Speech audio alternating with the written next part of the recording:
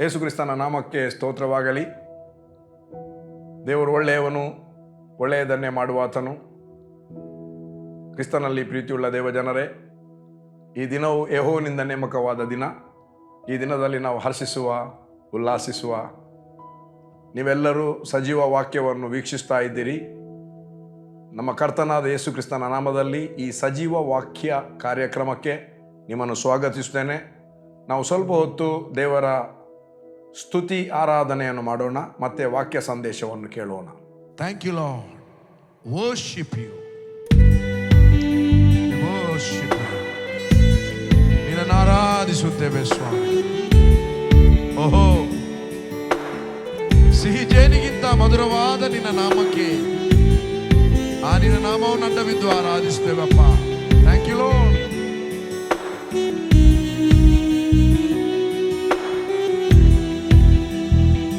ಸಿಹಿ ಜೇನಿಗಿಂತ ಮಧುರವಾದದು, ಉಕ್ಕಿ ಹರಿಯುವಂತ ಪ್ರೀತಿ ನಿನ್ನದು.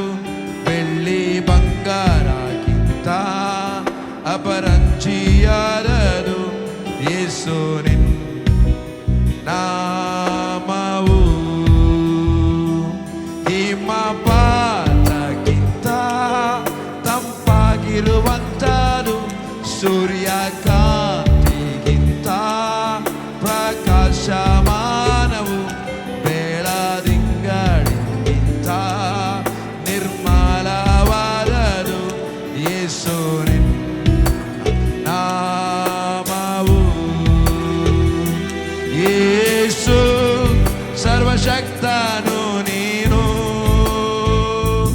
ಮರಣವನ್ನು ಜಯಿಸಿದ ವೀರನು, ಸರ್ವವನ್ನೇ ಆಳುವ ಯೋಧನು. ನಿಮಗೆ ಸಾಟಿ ಇಲ್ಲ ಒಬ್ಬರು, ರಕ್ಷಕ ನೀನೇನೆ ನನ್ ಬಲವು, ನೀನೇ ನನ್ನಡಗುವ ಸ್ಥಾನವು, ನೀನೇ ನಿಜವಾದ ದೇವರು. ಕರಗಾಳೆತ್ತಿ ನಾಮಿಸುವೆವು, ರಕ್ಷಕ ನೀನೇನೆ ನನ್ ಬಲವು, ನೀನೇ ನನ್ನಡಗುವ ಸ್ಥಾನವು, ನೀನೇ ನಿಜವಾದ ದೇವರು. ನಿನಗೆ ಸಾಟಿ ಇಲ್ಲ ಒಬ್ಬರು, ನಿಮಗೆ ಸಾಟಿ ಇಲ್ಲ ಒಬ್ಬರು, ನಿಮಗೆ ಸಾಟಿ ಇಲ್ಲ ಒಬ್ಬರು. ಓಕೆ, ದೇವರ ನಾಮಕ್ಕೆ ಸ್ತೋತ್ರವಾಗಲಿ. ಆತನು ಒಳ್ಳೆಯವನು. ಈಗ ಸಮಯ ದೇವರ ವಾಕ್ಯವನ್ನು ಕೇಳುವಂಥ ಸಮಯವಾಗಿದೆ. ನಾವು ಯಾವಾಗಲೂ ಒಂದು ಪದ್ಯ ಹಾಡ್ತಿದ್ದೆವು, ಯೇಸುವೆ ಮಾತನಾಡು ನನ್ನ ಆತ್ಮದೊಂದಿಗೆ, ನನ್ನನ್ನು ಕೇಳ ಮಾಡು ನಿನ್ನ ದಿವ್ಯ ಧ್ವನಿಗೆ. ಸಮುವೇಲನೊಂದಿಗೆ ಮಾತನಾಡಿದ ದೇವರೇ ನನ್ನೊಂದಿಗೆ ಕೂಡ ಮಾತನಾಡೆಂಬುದಾಗಿ. ದೇವರು ಹೇಗೆ ಮಾತನಾಡ್ತಾನೆ? ಸಮುವೇಲನಿಗಾದರೂ ನೇರವಾಗಿ ದೇವರು ತನ್ನ ಆಡಿಬಲ್ ವಾಯ್ಸ್ ಮಾತಾಡಿದ, ದಾವಿದನೊಂದಿಗೆ ಮಾತನಾಡಿದ, ಯೋಶುವನೊಂದಿಗೆ ಮಾತನಾಡಿದ, ಯೋಸೇಫನಿಗೆ ಕನಸಿನ ಮೂಲಕ ಮಾತನಾಡಿದ, ಮತ್ತು ಮೋಶೆಗೆ ಮುಖಾಮುಖಿಯಾಗಿ ಮಾತಾಡಿದ. ಹೇಳಿದ, ನಿಮ್ಮಲ್ಲಿ ಪ್ರವಾದಿಗಳಿದ್ದರೆ ಅವರಿಗೆ ಕನಸಿನ ಮೂಲಕವಾಗಿ ನಾನು ಮಾತನಾಡಿದ್ದೇನೆ, ನನ್ನ ಮೋಶೆ ಹಾಗಲ್ಲ, ಅವನಿಗೆ ನಾನು ಮುಖಾಮುಖಿಯಾಗಿ ಮಾತನಾಡ್ತಿದ್ದೆ ಎಂಬುದಾಗಿ. ಬಟ್ ಈಗ ದೇವರು ತನ್ನ ವಾಕ್ಯದ ಮೂಲಕ ಮಾತನಾಡ್ತಾನೆ. ಯಾಕೆಂದರೆ ಇಬ್ರಿಯರ ಗ್ರಂಥ 1ನೇ ಅಧ್ಯಾಯದಲ್ಲಿ ಹೇಳ್ತದೆ, ದೇವರು ತನ್ನ ಸೇವಕರ ಮೂಲಕ ಭಾಗವಾಗಿ ವಿಧವಾಗಿ ಮಾತನಾಡಿದ ದೇವರು ಈಗಿನ ದಿನದಲ್ಲಿ ನನ್ನ ಮಗನ ಮೂಲಕವಾಗಿ ನಮ್ಮೊಂದಿಗೆ ಮಾತನಾಡಿದ್ದಾನೆ. ಅಂದರೆ ಕರ್ತನಾದ ಯೇಸು ಕ್ರಿಸ್ತನ ಮೂಲಕವಾಗಿ ನಮ್ಮೊಂದಿಗೆ ಮಾತನಾಡಿದ್ದಾನೆ.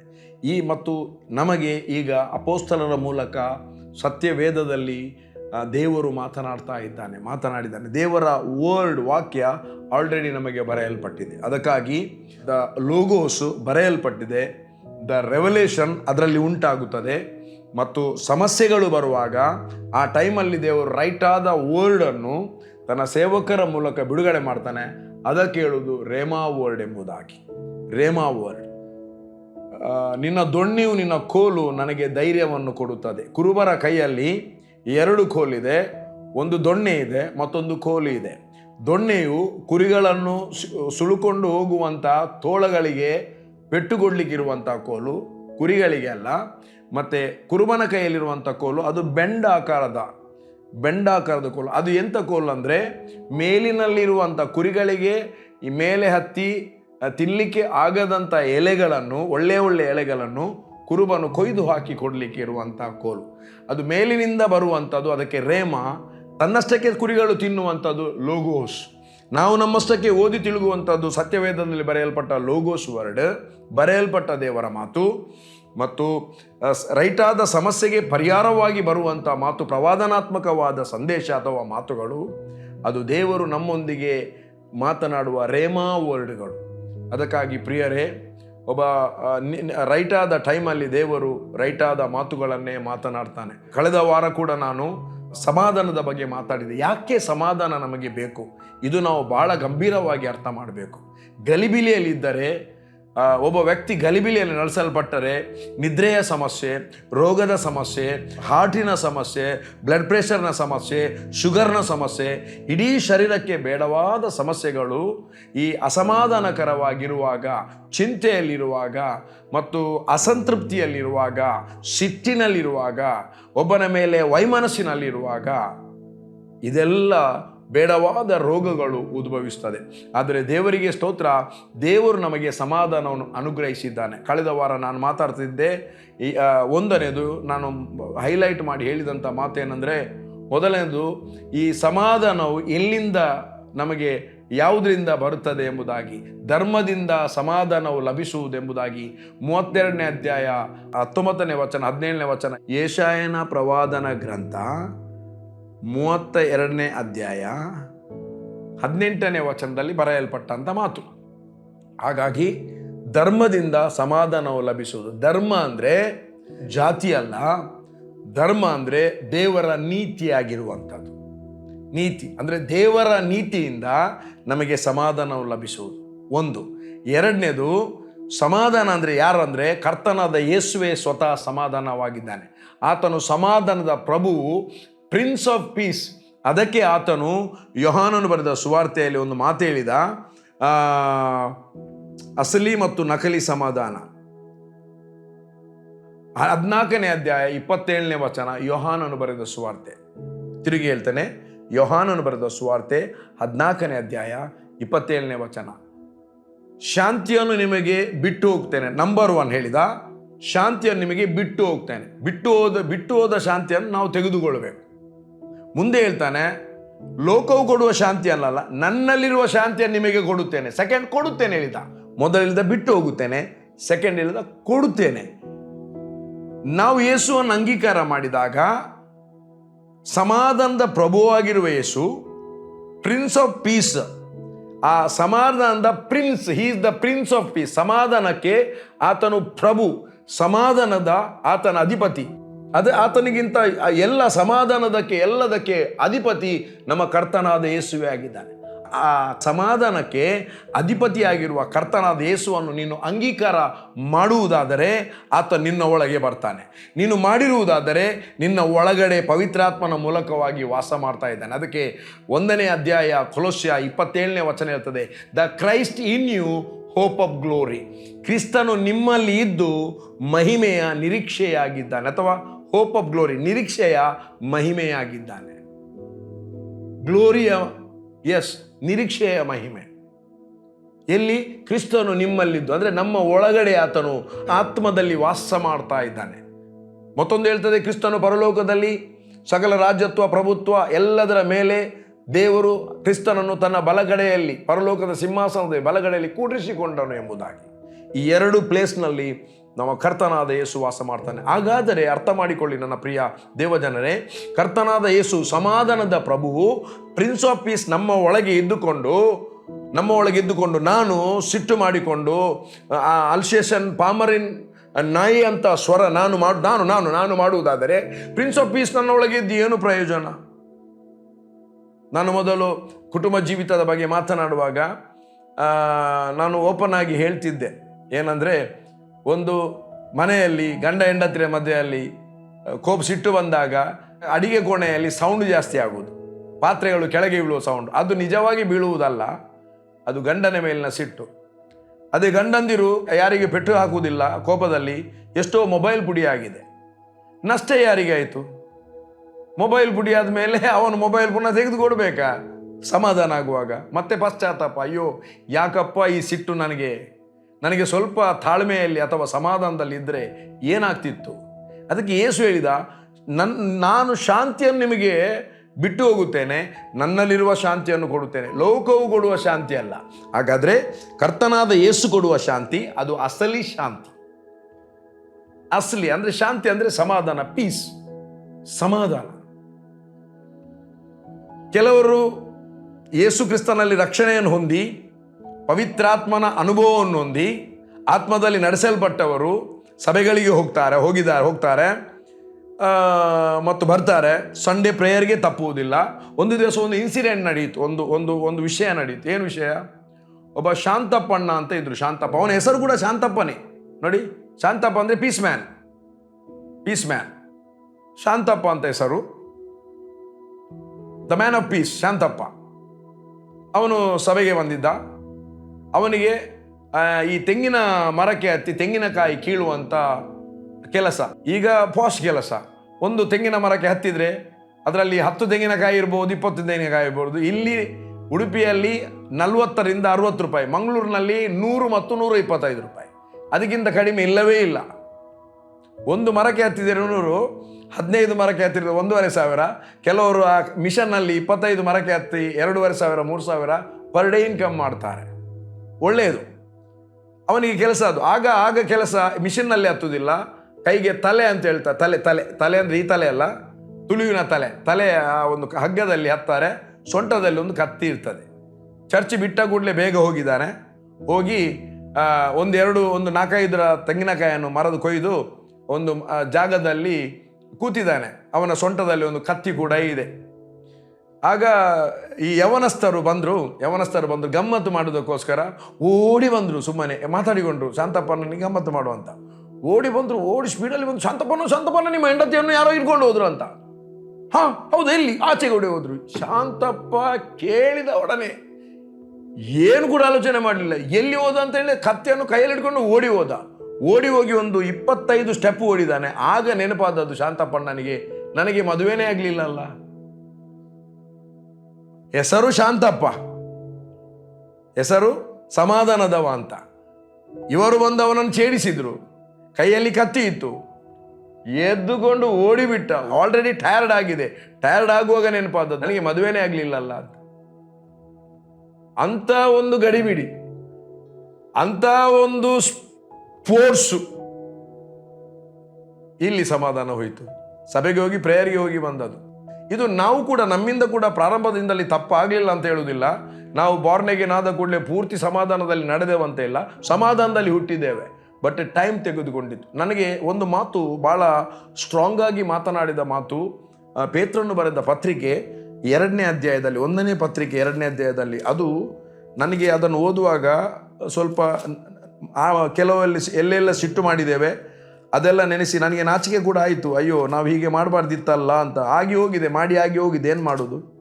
ಅದಕ್ಕಾಗಿ ನನ್ನ ತಪ್ಪನ್ನು ನಾನು ಹೇಳಿಕೊಳ್ತೇನೆ, ನನಗೇನು ನಾಚಿಕೆ ಇಲ್ಲ. ಬಟ್ ಹಾಗೆ ಮಾಡಬಾರ್ದು. ಒಂದು ಸರಿ ಮಾಡಿದ ತಪ್ಪು ತಿರುಗಿ ಮಾಡುವಂಥದ್ದು ಸರಿಯಲ್ಲ. 2ನೇ ಅಧ್ಯಾಯ, 1 ಪೇತ್ರ 2ನೇ ಅಧ್ಯಾಯ 19ನೇ ವಚನ. ಒಬ್ಬನು ಅನ್ಯಾಯವಾಗಿ ಬಾಧೆ ಪಡುವವನಾಗಿದ್ದು ದೇವರು ನೋಡುತ್ತಾನೆಂದು ಅರಿತು ಆ ಕಷ್ಟವನ್ನು ಸಹಿಸಿಕೊಂಡರೆ ಅದು ಶ್ಲಾಘ್ಯವಾಗಿದೆ. ತಪ್ಪು ಮಾಡಿ ಗುದ್ದು ತಿನ್ನುವುದರಲ್ಲಿ ನೀವು ತಾಳ್ಮೆಯಿಂದ ಇದ್ದರೆ ಅದರಿಂದ ಏನು ಕೀರ್ತಿ? ತಪ್ಪು ಮಾಡಿದೆವು, ನಮಗೆ ಗುದ್ದು ಹಾಕಿದ್ರು, ದೂಷಿಸಿದ್ರು, ಅದರಿಂದ ನಾನು ತಪ್ಪು ಮಾಡಿದೆ, ತಾಳ್ಮೆಯಿಂದ ಇರಲೇಬೇಕು, ಅದರಿಂದ ಏನು ಕೀರ್ತಿ ಇಲ್ಲ. ಆದರೆ ಬೈಬಲ್ ಹೇಳ್ತದೆ, ಒಳ್ಳೆಯದನ್ನು ಮಾಡಿ ಬಾಧೆಯನ್ನು ಪಡುವುದರಲ್ಲಿ ನೀವು ತಾಳ್ಮೆಯಿಂದ ಇದ್ದರೆ ಅದು ದೇವರ ಮುಂದೆ ಶ್ಲಾಘ್ಯವಾಗಿದೆ. ಪುನಃ ಹೇಳ್ತೇನೆ, ಆದರೆ ಒಳ್ಳೆಯದನ್ನು ಮಾಡಿ ಬಾಧೆ ಪಡುವುದರಲ್ಲಿ ನೀವು ತಾಳ್ಮೆಯಿಂದ ಇದ್ದರೆ, ಒಂದು ವೇಳೆ ಗುದ್ದು ಹಾಕಿದರೆ, ನಮ್ಮನ್ನು ಹೀಯಾಳಿಸಿದರೆ, ನಾವು ಮಾಡಿದೆಲ್ಲವನ್ನು ಮರೆತು ಬಿಟ್ಟು ದೇವರ ರಾಜ್ಯಕ್ಕಾಗಿ ಏನು ಕಷ್ಟಪಟ್ಟಿದ್ದೇವೆಯಾ ನೋಡಿದಂಥ ವ್ಯಕ್ತಿಗಳು ಅದನ್ನು ಲೆಕ್ಕಿಸದೆ ನಮಗೆ ಬಾಧೆಯನ್ನು ಕೊಟ್ಟರೆ, ಆ ಟೈಮಲ್ಲಿ ನಾವು ತಾಳ್ಮೆಯಿಂದ ಇದ್ದರೆ ಅದು ದೇವರ ಮುಂದೆ ಶ್ಲಾಘ್ಯವಾಗಿದೆ. ನಮ್ಮನ್ನು ದೇವರು ಶ್ಲಾಘನೆ ಮಾಡ್ತಾ ಇದ್ದಾನೆ. ದೇವರ ಮುಂದೆ ಶ್ಲಾಘ್ಯವಾಗಿದೆ. ಮುಂದೆ ಹೇಳ್ತದೆ, ಇದಕ್ಕಾಗಿಯೇ ನೀವು ಕರೆಯಲ್ಪಟ್ಟಿದ್ದೀರಿ. ನಾವು ಇದಕ್ಕಾಗಿ ಕರೆಯಲ್ಪಟ್ಟಿದ್ದರುದಾದರೆ ಹಾಗಾದರೆ ಪ್ರತಿಯೊಂದು ಭಾಗದಲ್ಲಿ ಸಮಾಧಾನದಲ್ಲಿರಬೇಕಾದದ್ದು ನಮ್ಮ ಕರ್ತವ್ಯ ಅಲ್ಲವೇ? ನಾನು 2 ವಾರ ಮಾತಾಡಿದ್ದೇನೆ. ಮೇಲನ ಲೋಕದಲ್ಲಿ ದೇವರಿಗೆ ಮಹಿಮೆ, ಭೂಲೋಕದಲ್ಲಿ ಮನುಷ್ಯರೊಳಗೆ ಸಮಾಧಾನ. ಯಾವಾಗ ಒಬ್ಬ ವ್ಯಕ್ತಿ ಸಮಾಧಾನದಲ್ಲಿರ್ತಾನ, ಯಾವಾಗ ಒಬ್ಬ ವ್ಯಕ್ತಿ ಸಮಾಧಾನದಲ್ಲಿ ನಡೆಯುತ್ತಾನ, ಯಾವಾಗ ಒಬ್ಬ ವ್ಯಕ್ತಿ ತನ್ನ ಒಳಗೆ ದೇವರು ಇಟ್ಟಿರುವ ಸಮಾಧಾನದಲ್ಲಿ ಪ್ರಾಕ್ಟೀಸ್ ಮಾಡ್ತಾನ, ಆವಾಗ ಮೇಲನ ಲೋಕ ಅಂದರೆ ಪರಲೋಕದಲ್ಲಿ ನನ್ನ ವಿಷಯದಲ್ಲಿ ದೇವರಿಗೆ ಮಹಿಮೆ ಆಗ್ತದೆ. ನಾನು ಸಮಾಧಾನದಲ್ಲಿ ನಡೆಯುವಂಥದ್ದು, ನಾನು ಸಮಾಧಾನದಲ್ಲಿ ಜೀವಿಸುವಂಥದ್ದು, ನಾನು ಬೇರೆಯವರನ್ನು ಸಮಾಧಾನ ಪಡಿಸುವಂಥದ್ದು, ಪರಲೋಕ ರಾಜ್ಯದಲ್ಲಿ ದೇವರಿಗೆ ಮಹಿಮೆ ಉಂಟಾಗುವುದಾದರೆ ನಾನು ಯಾಕೆ ಸಮಾಧಾನದಲ್ಲಿ ನಡೆಯಬಾರದು? ಯಾಕೆ ಸಮಾಧಾನವನ್ನು ಪ್ರಾಕ್ಟೀಸ್ ಮಾಡಬಾರ್ದು? ಯಾಕೆ ಅನೇಕರನ್ನು ಸಮಾಧಾನ ಪಡಿಸಬಾರದು? ಒಮ್ಮೆ ಆಲೋಚನೆ ಮಾಡುವ. ಪ್ರಿಯ ದೇವಜನರೇ, ನಮ್ಮ ತಂದೆ ಬಹಳ ಒಳ್ಳೆಯವನು, ಆತನು ಸಮಾಧಾನದ ಕರ್ತನು. ರೋಮಾಪುರದವರೆಗೆ ಬರೆದ ಪತ್ರಿಕೆ 14ನೇ ಅಧ್ಯಾಯ 19ನೇ ವಚನ, ಅದರಲ್ಲಿ ಒಂದು ವಿಷಯ ಬರೆದಿದೆ. ದೇವರ ರಾಜ್ಯ ಅಂದರೆ ಯಾವುದು? ದೇವರ ರಾಜ್ಯ, which is the kingdom of god. Kingdom, we are not in state. ನಾವು ರಾಜ್ಯ ಅಂದರೆ ಇಂಗ್ಲಿಷ್ನ ಸ್ಟೇಟ್ನಲ್ಲಿ ಇಲ್ಲ, ನಾವು ಕಿಂಗ್ಡಮ್ನಲ್ಲಿ, ರಾಜಧಾನಿಯಲ್ಲಿದ್ದೇವೆ. ದೇವರ ಕಿಂಗ್ಡಮ್, ರಾಜಧಾನಿ. 18ನೇ ವಚನದಿಂದ ಓದ್ತೇನೆ. ಈ ಪ್ರಕಾರವಾಗಿ ಕ್ರಿಸ್ತನ ಸೇವೆಯನ್ನು ಮಾಡುವವನು ದೇವರಿಗೆ ಮೆಚ್ಚುಗೆಯಾದವನಾಗಿ ಮನುಷ್ಯರಿಗೆ ಸಂಭಾವಿತನಾಗಿ ಇರುವನಷ್ಟೇ. ಆದದ್ದರಿಂದ ನಾವು ಸಮಾಧಾನಕ್ಕೂ ಪರಸ್ಪರ ಭಕ್ತಿ ವೃದ್ಧಿಗೂ ಅನುಕೂಲವಾದವುಗಳನ್ನು ಸಾಧಿಸಿಕೊಳ್ಳೋಣ. 2 ಸಂಗತಿ,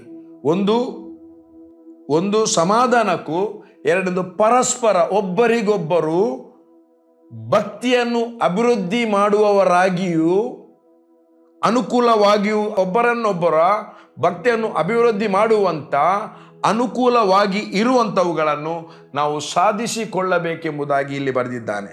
ಮುಂದೆ ಹೇಳ್ತದೆ, ದೇವರ ರಾಜ್ಯ ಅಂದರೆ ಯಾವುದು? ದೇವರ ರಾಜ್ಯ ಅಲ್ಲಿ ಮೇಲೆ ಹೇಳ್ತದೆ 17ನೇ ಅಧ್ಯಾಯ, ತಿನ್ನುವುದು ಕುಡಿಯುವುದು, 17ನೇ ವಚನ 14-17, ತಿನ್ನುವುದು ಕುಡಿಯುವುದು ದೇವರ ರಾಜ್ಯವಲ್ಲ, ನೀತಿಯು ಸಮಾಧಾನವು ಪವಿತ್ರಾತ್ಮನಿಂದ ಉಂಟಾಗುವ ಆನಂದವು. 3. ಒಂದನೇದು ನೀತಿ.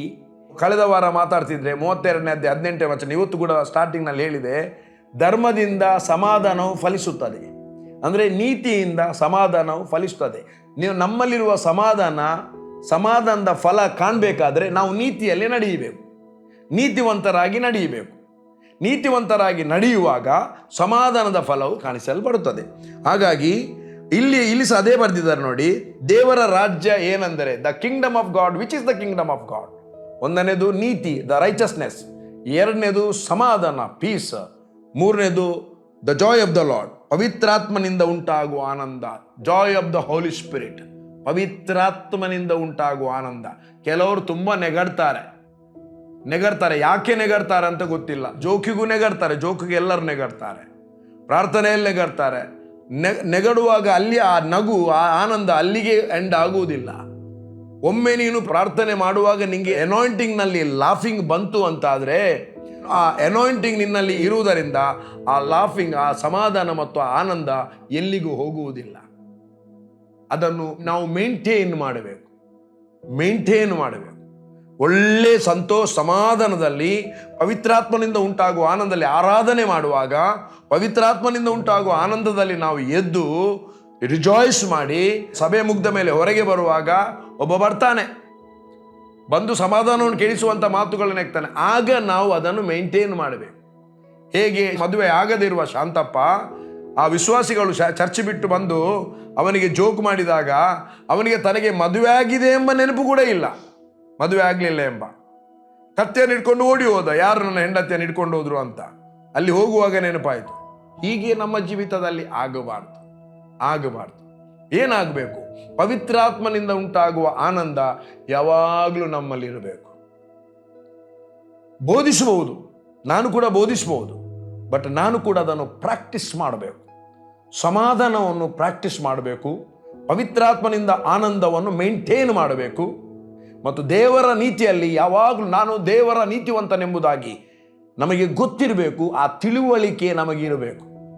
ಆಗ ಆ ನೀತಿವಂತನಾಗಿ ನಡೆಯುವಾಗ ಆಟೋಮೆಟಿಕ್ನಲ್ಲಿ ಸಮಾಧಾನದ ಫಲ ಹೊರಗೆ ಬರುತ್ತದೆ. ಸಮಾಧಾನ ಅವನಲ್ಲಿ ಫಲಿಸ್ತದೆ ಮತ್ತು ಅವನು ದೇವರ ರಾಜ್ಯದಲ್ಲಿ ಹುಟ್ಟಿರುವ ಕಾರಣ, ದೇವರ ಕಿಂಗ್ಡಮ್ನಲ್ಲಿ ಹುಟ್ಟಿರುವ ಕಾರಣ ಈ ಮೂರು ಸಂಗತಿಗಳು ಯಾವಾಗಲೂ ಆತನಲ್ಲಿರುತ್ತವೆ. ನೀತಿ, ಸಮಾಧಾನ, ಪವಿತ್ರಾತ್ಮನಿಂದ ಉಂಟಾಗುವ ಆನಂದ. ನೀತಿವಂತನು ಅದರ ಫಲ ಸಮಾಧಾನದಲ್ಲಿರ್ತಾನೆ. ಅವನು ಸಮಾಧಾನದಲ್ಲಿರುವಾಗ ಪವಿತ್ರಾತ್ಮನು ಉಂಟಾಗುವ ಜಾಯ್ ಅವನ ಒಳಗಿಂದ ಹೊರಗೆ ಕಟ್ಟೆ ಹೊಡೆದ ಪ್ರವಾದ ಆಗಿ ಹರಿಯಲಿಕ್ಕೆ ಪ್ರಾರಂಭ ಆಗ್ತದೆ. ನನ್ನ ಪ್ರಿಯ ದೇವಜನರೇ, ಸಮಾಧಾನದಲ್ಲಿರುವಾಗ ಬ್ಲಡ್ ಪ್ರೆಷರ್ ನಾರ್ಮಲ್, ಶುಗರ್ ಇಲ್ಲ, ಪ್ಯಾಂಕ್ರಿಯಸ್ ವರ್ಕ್ ಮಾಡಲಿಕ್ಕೆ ಸ್ಟಾರ್ಟ್ ಮಾಡ್ತದೆ, ನಾರ್ಮಲ್ ಆಗಿ ಕೆಲಸ ಮಾಡುತ್ತದೆ. ತಾಳ್ಮೆಯಲ್ಲಿರುತ್ತೇವೆ, ನಷ್ಟವೇ ಇಲ್ಲ. ಮೊಬೈಲ್ ಪೊಡಿಯೂ ಆಗುವುದಿಲ್ಲ, ಕಿಚನ್ನಲ್ಲಿ ಪಾತ್ರೆ ಕೆಳಗೆ ಬೀಳುವುದಿಲ್ಲ. ಪಾತ್ರೆ ಕೆಳಗೆ ಬಿದ್ದರೆ ñಕ್ಕೆ ಆಗ್ತದೆ, ಅದು ಚಪ್ಪಟೆ ಆಗ್ತದೆ, ಏನಾಗುವುದಿಲ್ಲ. ಮಕ್ಕಳಿಗೆ ತಾಳ್ಮೆಯನ್ನು ಕಳೆದುಕೊಳ್ತಾರೆ. ಮಕ್ಕಳು ತಪ್ಪು ಮಾಡಿದಾಗ ಜನರ ಮಾತನ್ನು ಕೇಳ್ತಾರೆ, ಮಕ್ಕಳಿಗೆ ಹೊಡಿತಾರೆ. ಯಾಕೆ ಹೊಡಿಬೇಕು? ಜನರ ಮಾತು 100% ಕನ್ಫರ್ಮಾ? ನೋ. ಮೊದಲು ಎವ್ರಿ ಡೇ ನಮ್ಮ ಮಕ್ಕಳಿಗಾಗಿ ನಾವು ಪ್ರಾರ್ಥನೆ ಮಾಡಬೇಕು. ಇವತ್ತು ಅನೇಕರು ಮಕ್ಕಳಿಗೆ ಪೆಟ್ಟು ಕೊಡುವುದು, ಅವನು ಏನು ಹೇಳ್ತಾನೆ, ಆ 4 ಜನ ಏನು ಹೇಳ್ತಾರೆ. ನಮಗೆ ಚಿಕ್ಕ ಇರುವಾಗ ಹೇಳಿದ್ರು, ದೊಡ್ಡದಾಗಿ ಕೇಳಿದೆ, ಅಮ್ಮ 4 ಜನ ಯಾರಮ್ಮ, ಯಾರು ಆ 4 ಜನ? ಆ 4 ಜನ ಏನು ಹೇಳ್ತಾರೆ, ನೀವು ಹೀಗೆ ಮಾಡಿದರೆ ಏನು ಹೇಳ್ತಾರೆ ಆ 4 ಜನ? ಯಾರ ಆ 4 ಜನ? ಆ 4 ಜನ ನಮಗೆ ತೋರಿಸಲೇ ಇಲ್ಲ. ಕೇಳುವ, ನೀವು ಯಾಕೆ ಮಾರ್ರೆ, ನಿಮ್ಮಿಂದಾಗಿ ನಮಗೆ ಪೆಟ್ಟು ಬಿದ್ದದು. ಮಮ್ಮಿ ಯಾವಾಗಲೂ ಹೇಳ್ತಿದ್ರು 4 ಜನ ಅಂತ. ಹಿಂದಿಯಲ್ಲಿ ಓ ಚಾರ್ಲೋ ಕ್ಯಾಬೋಲೆಗೆ ಅಂತ. ಮಕ್ಕಳಿಗೆ ಪೆಟ್ಟು ಬಿದ್ದದೆ ತಂದೆ ತಾಯಿ ನಮಗೆ ಅವಮಾನ ಆಗ್ತದೆ. ಅವರು ಏನು ಹೇಳ್ತಾರೆ, ಏನು ಹೇಳ್ತಾರೆ, ಹೇಳುವವರು ಹೇಳ್ತಾ ಇರ್ತಾರೆ. ನಮ್ಮ ಮಕ್ಕಳು, ಹುಡುಗಿಯರು ಒಂದು ವ್ಯಕ್ತಿ ಹತ್ರ ಮಾರ್ಗದಲ್ಲಿ ಮಾತನಾಡುವಾಗ ಸಹೋದರನ ಹತ್ರ ಮಾತನಾಡಿದ್ರು ಬೆಲೆಗಟ್ಟುವವರು ಕಟ್ತಾರೆ. ಅದನ್ನು ಕೇಳಿ ನಾವು ಸಿಟ್ಟುಕೊಳ್ಳುವುದಲ್ಲ, ಮಕ್ಕಳ ಹತ್ರ ಕೇಳುವುದು. ಮತ್ತೆ ನಾವು ಎವ್ರಿ ಡೇ 54ನೇ ಅಧ್ಯಾಯ 14ನೇ ವಚನವನ್ನು ನಾವು ಪ್ರಾರ್ಥನೆ ಮಾಡೋದು, ಡಿಕ್ಲೇರ್ ಮಾಡೋದು. ನಿನ್ನ ಮಕ್ಕಳಿಗೆ ಅಧಿಕ ಸುಕ್ಷೇಮ ಉಂಟಾಗುವುದು, ನಿನ್ನ ಮಕ್ಕಳೆಲ್ಲರೂ ಯೆಹೋವನಿಂದ ಶಿಕ್ಷಿತರಾಗುವರು. 119ನೇ ಕೀರ್ತನೆ 99ನೇ ವಚನ, ನಿನ್ನ ನುಡಿಯು ನನ್ನ ಮಕ್ಕಳ ಧ್ಯಾನವಾಗಿರುವುದರಿಂದ ನನ್ನ ಮಕ್ಕಳು ಎಲ್ಲ ಉಪಾಧ್ಯಾಯರಿಗಿಂತಲೂ ಜ್ಞಾನಿಯಾಗಿದ್ದಾರೆ. ನನ್ನ ಪ್ರಿಯ ದೇವ ಜನರೇ, ಅಸಲಿಯಾದ ಸಮಾಧಾನವನ್ನು ಯೇಸು ಕೊಟ್ಟಿದ್ದಾನೆ. ಒರಿಜಿನಲ್ ಸಮಾಧಾನವನ್ನು ಜೆನ್ಯೂನ್ ಸಮಾಧಾನವನ್ನು ಕ್ರಿಸ್ತನು ನಮಗೆ ಕೊಟ್ಟಿದ್ದಾನೆ. ಆ ಸಮಾಧಾನದಲ್ಲಿ ನೆಲೆಗೊಳ್ಳೋಣ, ಆ ಸಮಾಧಾನದಲ್ಲಿ ನಡೆಯೋಣ. ಅದೇ ಸಮಾಧಾನವನ್ನು ಜನರಿಗೆ ಹೇಳುವ, ಜನರನ್ನು ಸಮಾಧಾನ ಪಡಿಸುವ ಲಾಭ ನಮಗೆ. ನಮ್ಮ ದೇಹ ಯಾವಾಗಲೂ ಆರೋಗ್ಯದಲ್ಲಿರ್ತದೆ. ಕಿಟಿ ಕರೆ ಕಿರಿಕಿರಿ ಯಾವುದು ನಮಗಿರುವುದಿಲ್ಲ. ಯಾವ 4 ಜನರು ನಮ್ಮ ಲೆಕ್ಕಕ್ಕೆ ಬರುವುದಿಲ್ಲ. ನಮ್ಮ ಮಕ್ಕಳು ಸಮಾಧಾನವಾಗಿ ಹೋಗ್ತಾರೆ, ಸಮಾಧಾನವಾಗಿ ಬರ್ತಾರೆ. ಯಾವ ಮೊಬೈಲ್ ಫೋನ್ಗಳು ಅಥವಾ ಕೈಯಲ್ಲಿದ್ದ ಯಾವುದೇ ಸಾಮಾನು ಪುಡಿಯಾಗುವುದಿಲ್ಲ. ಅಡಿಗೆ ಕೋಣೆಯ ಯಾವುದೇ ಸಾಮಾನು ಸೌಂಡ್ ಬರುವುದಿಲ್ಲ. ನೀತಿವಂತನ ಮನೆಯಲ್ಲಿ ಜಯಘೋಷ, ಉತ್ಸಾಹದ ಧ್ವನಿ. ಯಾವ ನಾಯಿ ಬೊಬ್ಬೆ ಹಾಕಿದಂಥ ಬೊಬ್ಬೆಗಳು, ಚೀರಾಟ, ಕಿರಿಚಾಟ, ಯಾವ ಕಿರಿಚಾಟ ಇರುವುದಿಲ್ಲ ಮನೆಯಲ್ಲಿ. ಬೈಬಲ್ ಹೇಳ್ತದೆ, ನೀತಿವಂತನ ಮನೆಯಲ್ಲಿ ಧನೇಶ್ವರಿಗಳಿರುವುದು, ನೀತಿವಂತನ ಮನೆಯಲ್ಲಿ ಜಯಘೋಷ, ಉತ್ಸಾಹದ ಧ್ವನಿ, ಆರಾಧನೆಯ ಧ್ವನಿ, ಸ್ತುತಿಯ ಧ್ವನಿ ಕೇಳಿಸುತ್ತದೆ. ನನ್ನ ಪ್ರಿಯ ದೇವ ಜನರೇ, ದೇವರು ಈ ವಾಕ್ಯವನ್ನು ಆಶೀರ್ವದಿಸಿದ್ದಾನೆ. ನಾನು ಇವತ್ತಿಗೆ ನಿಲ್ಲಿಸ್ತೇನೆ. ನೆಕ್ಸ್ಟ್ ಇನ್ನೊಮ್ಮೆ ನೋಡುವ. ಸಮಾಧಾನದ ವಿಷಯ ಬೇರೆ ಸಂದೇಶದಲ್ಲಿ ಬರಬಹುದು, ಬಟ್ ಕೇಳಿದಂಥ ವಾಕ್ಯ ನಾನು ನಂಬುತ್ತೇನೆ ದೇವರು ನಿಮಗೆ ಇದರಲ್ಲಿ ಸಹಾಯ ಮಾಡ್ತಾನೆ ಎಂಬುದಾಗಿ. Thank you lord, thank you Jesus. ತಂದೆಯಾದ ದೇವರೇ, ನಿನ್ನ ಮಕ್ಕಳು ಸಮಾಧಾನದಲ್ಲಿ ಇರಬೇಕೆಂಬುದಾಗಿ ಕರ್ತನಾದ ಯೇಸುವೆ, ನೀನು ನಮಗೋಸ್ಕರ ಶಿಲುಬೆಯಲ್ಲಿ ಸತ್ತು ಹುಣಲ್ಪಟ್ಟು ದೈವಿಕ ಸಮಾಧಾನವನ್ನು ನಮಗೆ ನೀಡಿದ್ದಿ ಸ್ವಾಮಿ. ಪವಿತ್ರಾತ್ಮನಿಂದ ಉಂಟಾಗುವ ಆನಂದ, ಸಮಾಧಾನ, ನೀತಿ, ಸಮಾಧಾನ, ಪವಿತ್ರಾತ್ಮದಿಂದ ಉಂಟಾಗುವ ಆನಂದ, ಅದು ನಿನ್ನ ರಾಜ್ಯ. That is your kingdom of God. ನಿನ್ನ ರಾಜ್ಯ, kingdom. Yes, thank you lord, thank you Lord. ಓ ತಂದೆ, ನಿನಗೆ ಸ್ತೋತ್ರ. ನಿನ್ನನ್ನು ಕೊಂಡಾಡುತ್ತೇವೆ, ನಿನ್ನನ್ನು ಸ್ತುತಿಸುತ್ತೇವೆ ಸ್ವಾಮಿ. ಕಿಂಗ್ಡಮ್ ಅಂದರೆ ಸಾಮ್ರಾಜ್ಯ ಸ್ವಾಮಿ. ಅದು ನಿನ್ನ ಸಾಮ್ರಾಜ್ಯ. ಆ ಸಾಮ್ರಾಜ್ಯದಲ್ಲಿ ನಮ್ಮನ್ನಿಟ್ಟಿದ್ದಿ. ನಿನ್ನನ್ನು ಕೊಂಡಾಡುತ್ತೇವೆ. ಈ ವಾಕ್ಯ ಅನೇಕರ ಜೀವಿತದಲ್ಲಿ ಫಲಕಾರಿಯಾಗಲೆಂಬುದಾಗಿ ಪ್ರಾರ್ಥಿಸುತ್ತೇನೆ, ಯೇಸುವಿನ ನಾಮದಲ್ಲಿ ತಂದೆ. Amen, amen.